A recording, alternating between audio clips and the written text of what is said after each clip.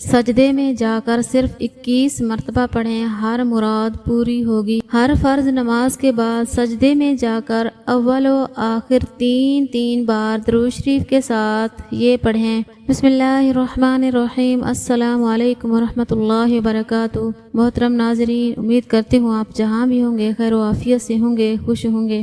حضور صلی اللہ علیہ وآلہ وسلم کی جدائی پہ بے جان کھجور کا تنکا بھی رو پڑا۔ حضور صلی اللہ علیہ وآلہ وسلم جب خطبہ ارشاد فرماتے تو کھجور کے ایک تنے سے ٹیک لگا لیتے تھے جو مسجد کے ستونوں میں سے تھا۔ پھر جب حضور صلی اللہ علیہ وآلہ وسلم کے لیے ممبر بنا دیا گیا تو آپ اس پر جلوہ گر ہوئے، تو جس تنے کے پاس آپ خطبہ پڑھتے تھے وہ رونے لگا، قریب تھا کہ وہ پھٹ جاتا۔ حضور صلی اللہ علیہ وآلہ وسلم ممبر سے اترے اور کھجور کے تنے کو پکڑا اور اپنے سینے مبارک سے چمٹا لیا تو وہ سسکیاں بھرنے لگا حتیٰ کہ خاموش ہو گیا۔ اس ستون کا نام استمان حنانہ ہے۔ رونے کی آواز سب صحابہ نے سنی۔ جمعہ والے دن حضور اس سے ٹیک لگاتے اور یہ ستون حضور کی پشت مبارک کے بوسے لیتا۔ اس سے حضور صلی اللہ علیہ وآلہ وسلم کی جدائی برداشت نہ ہوئی تو زاروں قطار رونے لگا۔ یا اللہ، ہمیں بھی حضور صلی اللہ علیہ وآلہ وسلم کی محبت میں جینا مرنا نصیب فرما۔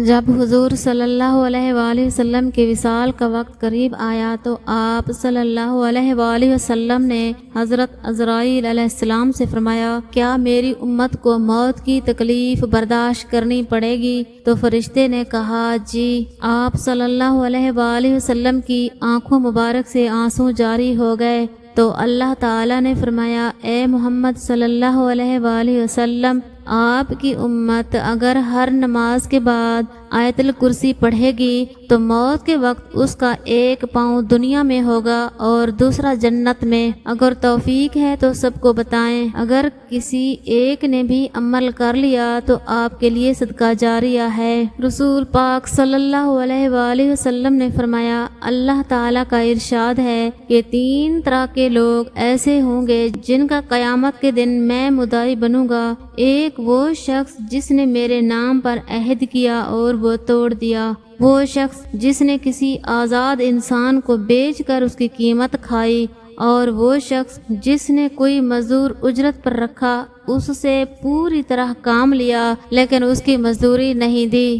رسول اللہ صلی اللہ علیہ وآلہ وسلم کی نصیحت حضرت معاذ بن جبل رضی اللہ عنہ سے روایت ہے کہ رسول اللہ صلی اللہ علیہ وآلہ وسلم نے میرا ہاتھ پکڑا اور فرمایا، اے معاذ، قسم اللہ کی میں تم سے محبت کرتا ہوں، قسم اللہ کی میں تم سے محبت کرتا ہوں۔ پھر فرمایا، اے معاذ، میں تمہیں نصیحت کرتا ہوں، ہر نماز کے بعد یہ دعا پڑھنا کبھی نہ چھوڑنا، اللہم اعنی علی ذکرک و شکرک و حسن عبادتک۔ اے اللہ، اپنے ذکر، شکر اور اپنی بہترین عبادت کے سلسلہ میں میری مدد فرما۔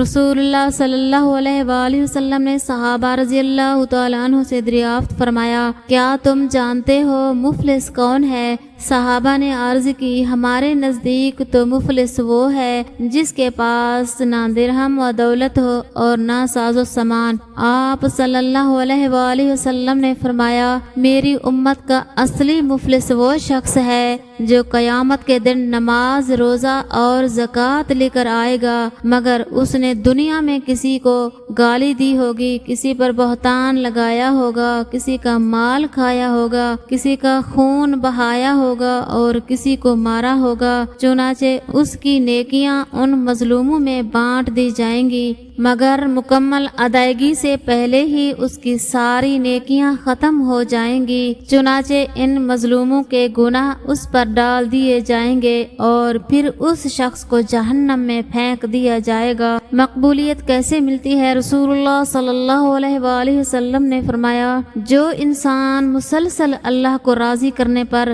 لگا رہتا ہے تو پھر ایک وقت آتا ہے کہ اللہ تعالیٰ جبریل علیہ السلام سے فرماتا ہے، میرا فلاں فلاں بندہ مجھے راضی کرنے کے لیے کوشاں تھا اور اب اس پر میری رحمت ہو چکی ہے۔ یہ سن کر جبرائیل علیہ السلام اعلان فرما دیتے ہیں کہ فلاں بندے پر رب کی رحمت ہو چکی ہے۔ پھر یہی جملہ عرش اٹھانے والے فرشتے، ان کے ارد گرد والے فرشتے اور یہاں تک کہ ساتوں آسمان کے سارے فرشتے دہرانے لگتے ہیں، اور پھر یہی بیانیہ زمین میں اتار دیا جاتا ہے۔ اے اللہ ہمیں بھی اپنے ایسے بندوں میں سے فرما لے، آمین۔ ظہری حیات دنیا اور اس کی حقیقت ارشاد فرمایا۔ حق تعالیٰ کافروں کے متعلق ارشاد فرماتے ہیں، یعلمون ظاہرا من الحیات الدنیا وہم عن الآخرۃ ہم غافلون۔ یہ لوگ صرف دنیاوی زندگانی کے ظاہر کو جانتے ہیں اور یہ لوگ آخرت سے غافل ہیں۔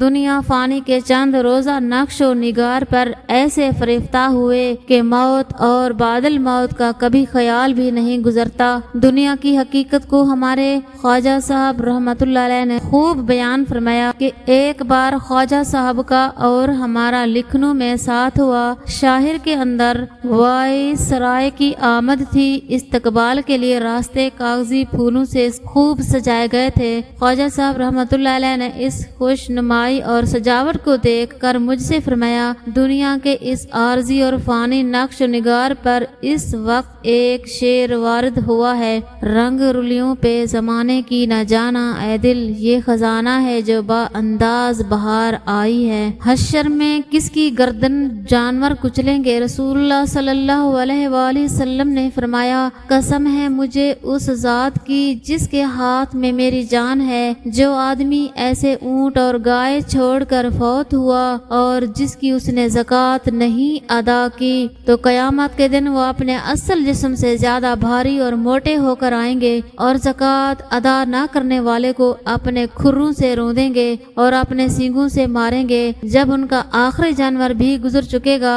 تو پہلا پھر دوبارہ لوٹا دیا جائے گا۔ یہ سلسلہ سب لوگوں کے حساب و کتاب ہو جانے تک جاری رہے گا۔ بغیر گوشت والے چہرے نبی کریم صلی اللہ علیہ وآلہ وسلم نے فرمایا، اللہ عز و جل میری امت میں سے 10 طرح کے افراد پر قیامت کے دن اظہار ناراضگی فرمائے گا، جہنم میں ڈال دینے کا حکم فرمائے گا، اور ان کے جو چہرے ہوں گے بغیر گوشت کے ہوں گے۔ عرض کیا گیا، یا رسول اللہ صلی اللہ علیہ وآلہ وسلم وہ کون سے 10 لوگ ہوں گے؟ تو آپ نے فرمایا، نمبر 1 بوڑھا زانی، نمبر 2 گمراہ پیشوا، نمبر 3 شراب کا عادی، نمبر 4 والدین کا نافرمان، نمبر 5 چغل خور، نمبر 6 جھوٹا گواہ، نمبر 7 زکوٰۃ ادا نہ کرنے والا، نمبر 8 سود خور، نمبر 9 ظالم، نمبر 10 نمازوں کو چھوڑ دینے والا۔ ہر فرض نماز کے بعد سجدے میں جا کر اول و آخر 3 بار درود شریف کے ساتھ یا ذوالجلال والاکرام 21 مرتبہ پڑھیں